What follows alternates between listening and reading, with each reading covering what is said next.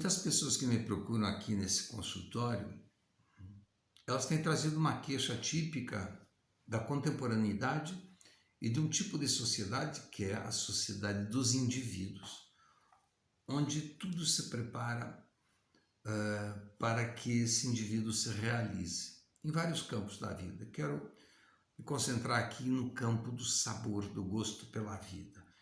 Então, esses pacientes, uma das queixas que eles trazem é que eles não conseguem alcançar um grau de satisfação suficiente que impeça eles de comerem demais, de gastarem demais, de beberem demais, de transarem demais, de se masturbarem demais, entre outras tantas compulsões que têm acometido essas pessoas. Trata-se de uma busca desenfreada em que o sujeito, por exemplo, ele come carne pensando na massa, come a massa pensando no peixe, e do peixe ele pensa na sobremesa, ele transa com um pensando no outro, e assim, incontrolavelmente, algo que nunca se realiza, embora ele repita isso que a psicanálise chama de gozo, né, que é a satisfação do sintoma.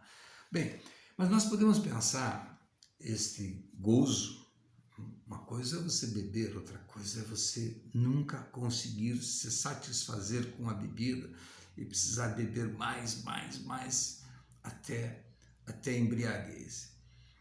Isso não é prazer, isso é sintoma, isso é gozo, que os psicanalistas chamam. Então, a primeira explicação dada a isso pode se referir, por exemplo, às transformações históricas e culturais que desencadearam profundas mudanças sociais na passagem do século XX para o XXI. Né? De uma sociedade altamente rigorosa, controladora, né, disciplinada, nós passamos para o século XXI uma sociedade totalmente permissiva, libera-geral, com a ilusória ideia de que o indivíduo pode fazer aquilo que ele bem entender. Lembremos que a liberdade é uma condição a dois. A segunda explicação que se daria para essa necessidade obsedante de buscar o prazer a qualquer custo se refere à história pessoal desse indivíduozinho. Evidentemente que a macro explicação, né, das mudanças sociais, elas potencializam esse sujeito. Mas isso tem também muito a ver, independentemente das mudanças sociais, com o lugar que essa criança ocupou na sua relação de amparo e desamparo, de amor e desamor com os pais. Ou seja, na relação, no tipo de nutriente afetivo que esses pais e cuidadores alimentaram o corpo psíquico dessa criança. Sim, o corpo psíquico, nós temos 3 corpos. O corpo biológico, né? Aquele corpo que se alimenta dos nutrientes brutos. Nós temos o corpo cultural, esse que nos veste, que nos coloca penduricalhos, adereços, a respeito de nossas crenças, costumes e valores, mas nós temos um corpo psíquico. Esse corpo psíquico é a capacidade que o ser humano tem de substituir, de representar objetos e materialidades, entre outras coisas, com símbolos. Por exemplo, eu não preciso mais pegar essa caneta para saber que ela é uma caneta. Eu tenho este objeto representado em minha mente. Assim como eu tenho um corpo biológico que está representado aqui, fabricado desde a infância em minha mente. Porque, por exemplo, só para citar um exemplo, quando esta mãe banha este bebê, nesta água encalorada, esta mãe também dá um banho de linguagem, né? Ela fala com esse bebê, ela molda esse corpo com seu afeto, ou às vezes com seu desafeto, né? E isso fica marcado, né? O bebê vai criando uma representação aqui desse corpo, do mesmo jeito que eu tenho a representação dessa caneta. A diferença é que essa tem um objeto que não altera a minha vida, ele não é humano, mas nós estamos referindo-nos a uma mãe, a um pai, a um cuidador, cuidadores, que falam, que interferem na vida dessa criança e que dão sentido, significado para elas. Então, o ser humano fica dividido sempre na relação com dois corpos, né? Um corpo que alimenta e é alimentado pela materialidade e outro que é mantido pela afetividade.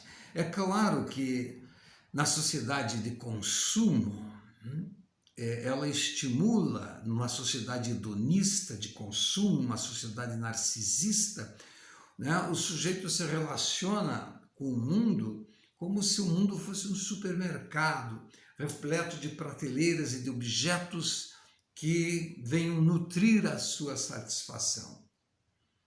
Esse excesso, a sociedade do excesso. Bom, mas por outro lado, mesmo que essas crianças não tenham compartilhado tanto deste mundo, do mundo da satisfação, na sua história de vida pessoal, na relação da intimidade com os cuidadores,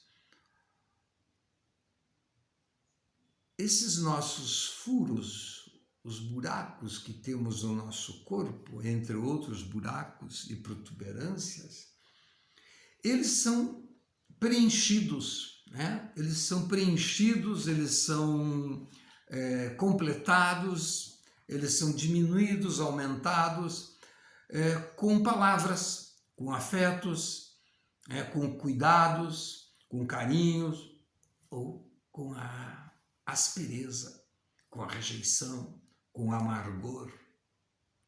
Então vejam que aqui na boca, né, no corpo biológico, esta boca, ela não só se alimenta de alimentos físicos, mas ela se alimenta de símbolos. Então a boca não serve apenas para comer, ela serve para pedir, para implorar, para falar. Os olhos não servem apenas para ver, mas também para chorar ou para brilhar como estrelas.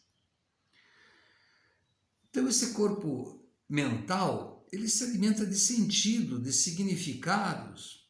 Por isso que enquanto o corpo físico come carne, o corpo psíquico deseja o licor. Enquanto o corpo físico olha as roupas, o corpo psíquico vê a nudez. E por isso nós comemos demais, né? Porque embora alimentando o nosso corpo biológico, nós não encontramos